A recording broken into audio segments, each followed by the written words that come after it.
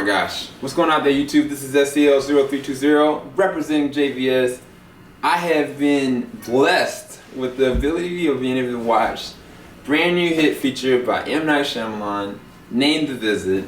I'm just going to go in hard as I can with this because, believe it or not, this was actually a really good, scary movie. There are so many moments of laughter, thrills, build-up, tension, dialogue, character progression, hidden character progression that you don't really expect from a scary movie necessarily all the time. But this movie had it, y'all. Where do I begin? The movie starts off with this basic, nice family, you think, but they don't have a dad. The dad is an absentee dad. You find out early on that the dad left them, got remarried, and went with somebody else, and left the children, and the wife is really upset about it, but more than anything, you find out she has a skewed relationship with her parents. Her relationship with her parents, she left on bad terms, and the kids don't understand why, you know what I'm saying? And you don't find out till later on that the reason why the kids start the documentary is to try to be able to help their mom be able to cope with stuff, and they figured going to this place and finding the parents and, like grandparents, and trying to get them to kind of recollect what happened, so the mending of ties, essentially. That's what kids try to do. Kids try to make things better in the long term for everybody because they feel part of them is the issue, you know what I'm saying? Or they feel like they want to nurture to the point and to get people right. Anybody that's dealt with any kind of traumatic stuff or abuse or whatever, that's what a kid wants to do before a divorce or anything actually happens, regardless of their realization of what's actually going on. But within this story, the mother is raising the two kids, and she decides the kids want to go and visit her. And she makes that really plain that they are the ones that's so adamant about seeing the grandparents. She doesn't want to see them. And they decide to go and take them out. But the funny thing is, in the beginning of the episode, you find out how funny these kids are, especially the character Tyler.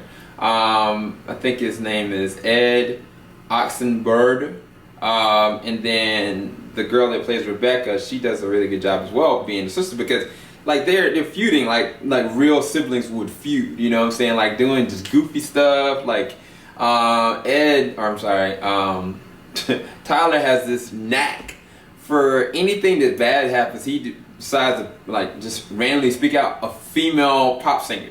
If it's he stumps his toe, Shakira, or he's Katy Perry, he'll randomly do that throughout most of the movie. But then his sister's niche is that she's a perfectionist. She uses all these blunt words, and she's got a perfectionist mentality about her, but it all deflated from something else. And I thought one of the biggest parts of this movie that I didn't expect, and I haven't even gotten to the scary stuff, is the fact that these kids have psychological imbalances based on what happened to them when they were younger. Both of them deal with stress differently.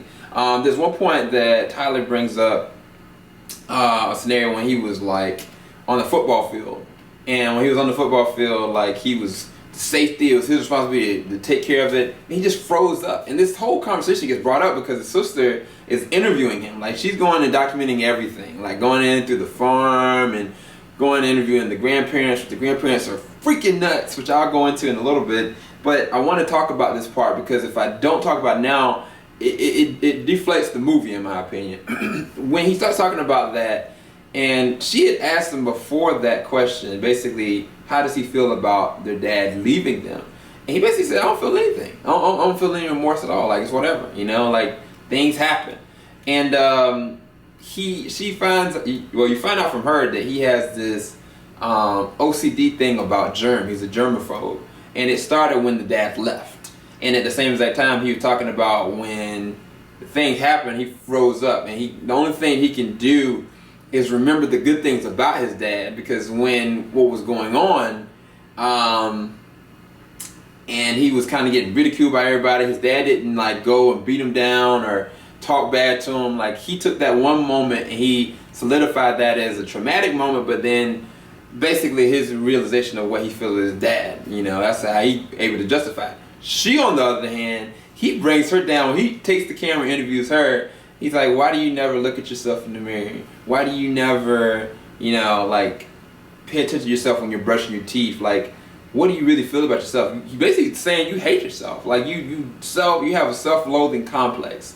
And it's crazy because later on you find out she really does. Like she just breaks down, and I was like, dang, you know, like it's some real deep-seated stuff. Just as much as with the mother talking about the different scenarios that happen with the grandparents. But then when you finally start off, like the grandparents, they have this sign up. It's like welcome home or whatever. And I was like, these folks just don't look right. You know what I'm saying? Like the whole look of them. That's why I know this is well acted. Is because when I see Nan and Pop Pop, and they just the small subtle scenes. Not even the scenes where like Nana is crawling everywhere.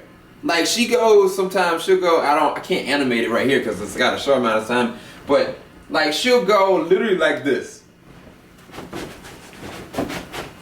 Then she'll stop, and she'll go back, and she'll get back like she was, and she'll look to the side. It's just so freaking weird. But when the quiet moments happen, it's like they just look awkward. They look wrong. It looks like something's wrong with them. When I was in the movie, I was saying to my friends, I was like, bruh, either they aliens or they're gonna eat these kids, or they honestly the kids are not gonna make it. Basically, when I went into the movie after the first act, I was like, yeah, these kids ain't gonna make it. Because each night, like you find out the first night, right? That around 9:30, Graham starts freaking out, like butt naked, just freaking out. But then before that even happened, there was a scene where she was like, they went underneath the house, right, to just kind of film. And I was like, why are y'all kids doing this? You know what I'm saying? I wasn't that stupid as a kid. They start going underneath the house, and they kind of going. All of a sudden, you see something moving, and it's moving so freaking fast. I was like, what the heck is that? You know, I was like freaking out. Then you realize it's Graham, and she's chasing him down. And like, this is in broad daylight. I was like, stuff don't happen until after 9:30. And with this one, like, I was like, bruh, she getting them. Like, she's gonna get them. Luckily, she didn't, but she was playing. And then when she turned around, her butt cheek is out. I was like, what the heck is this mess I'm looking at? But it's done, executed so well. Like, cause what it does is it adds so much tension. You see, like the subtle nudge, even with Pop Pop. He has this thing about going into the shed barn, and he's got his bag in his hand, and then he leaves it in the shed barn, and he goes out. I was like, is he feeding something? Like, is he doing something? And you find out the dude has got poop in this freaking bag, so he's just dumping it in the gosh darn shed. Like, I'm like, what the heck? But one of the things about this whole entire thing, if you have not realized, this is the spoiler-filled review. I should have did this disclaimer. If you do not want to be spoiled by this movie, don't look at this. I'm not even going to release this out. I'm going to have it on private on my channel, and I'm not going to release it out officially until September 11th, because this movie deserves to have no spoilers at all. I'm not going to give this to y'all until later. Anyway, but I mean, the ninja the second poop and just put it out there. And I mean, everything that you talked, when I talked about like the kids and what their issues were, like she couldn't look in the mirror, and how like the boy has this thing about like germs. That mess goes to the forehead, because by the end of this movie, like when you start seeing each night things are just getting progressively worse, I think what hit me was when they got to their last night, basically, right? And I was thinking, like, they realized at this point it's dangerous, because they had left the camera somewhere, and Nana, she had one of her rants, you know, but she saw the camera.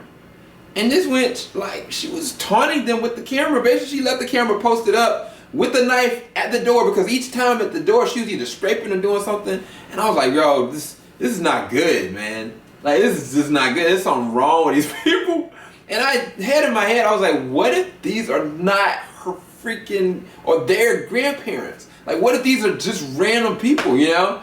And turns out, sure enough, like, the scene that I'm talking about is they're talking about it, you know, and the mom was on the cruise ship and stuff like that, and the girl, she didn't want to believe there was something wrong, but there was something that happened with her laptop. The freaking camera on the laptop to be at Skype is off, you know. I was like, yeah, something's wrong. And then Nana kept on telling the girl to get into the actual oven. There's one point that she even closed her in the oven. I'm like, she about to cook her. That's when I realized this is a Hansel and Gretel situation. Like this, M. Night Shyamalan has this knack for going and using like storytelling bringing out certain fables and stuff like this. Is Hansel and Gretel incarnate. This is the new generation Hansel and Gretel, if I had to say so myself.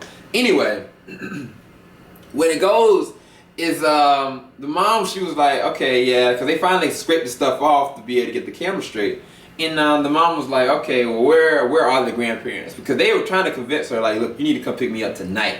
And she basically, they take the camera and they show them where the grandparents are, and she couldn't speak. I was like, what the heck is wrong with her? And then I was like, that feeling of dread just hit me, like just like it was hitting them as kids. And they acted it so well. Like, she was like, kids, y'all need to listen to me very carefully.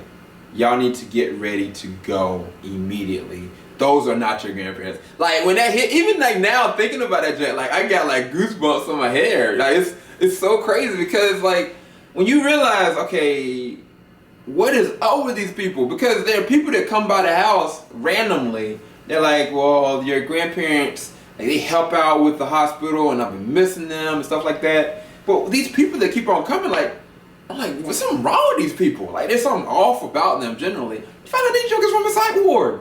Freaking psych ward, y'all. And like one girl, she asked too many more flipping questions. You find out, you look out the door one night after the parents told them that, because she couldn't get them.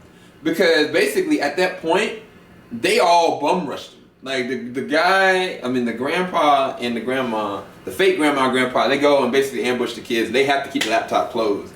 And I'm thinking, dog, they ain't gonna make it to the night. Got to the night, they sitting there playing like Scrabble or something like that. The joint just going crazy. They try to go out the door, right? They see somebody hanging. It's the girl that went over there. I was like, oh Lord, how in the world did she even get up that hard? Anyway, come to find out full circle that these people had killed their real grandparents, which is so sad. And then, because the mom never gets any resolution, like, to her problems that she had with her parents. I mean, by the end of it, it does have a good resolve. You know, it's actually really great ending. But in the midst of that, like, when they sit there playing the Scrabble, and like, it's 9:30, it literally is getting to be 9:30, like, you realizing they had set all this up. They wanted it to be the last day when they wanted to basically kill these kids, you know. And like, the girl, like, she tries to play like she's leaving, goes down to the basement, that's where she finds the bodies. But then, like, the pop, you find out that ninja's nuts. Like, he literally just gets up, poops, takes it, he rubs it in Tyler's face. And now this is the thing about Tyler.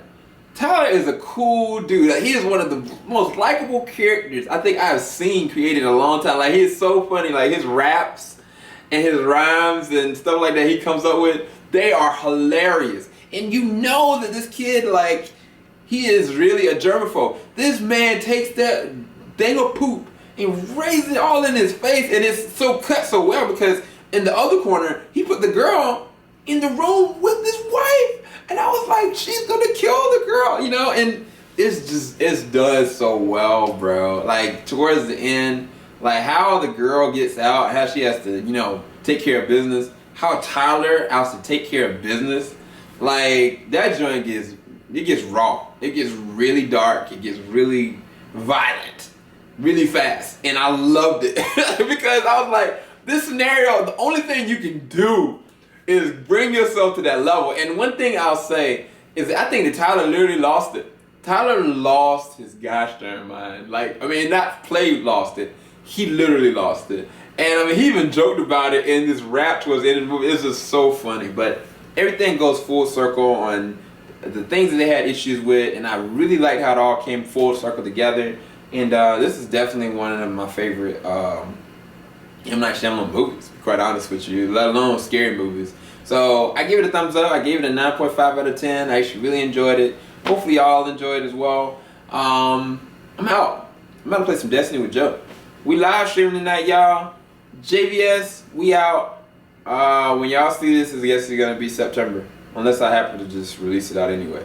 Well, either way, y'all leave a like below. Leave your comments what y'all thought about this movie. And everybody, thanks for subscribing. By that point, I think in September we might be at 4,000 subscribers. If we are, thank God for y'all. Y'all amazing. More stuff to come. Greater things yet to come. Stay blessed. Deuces, everybody.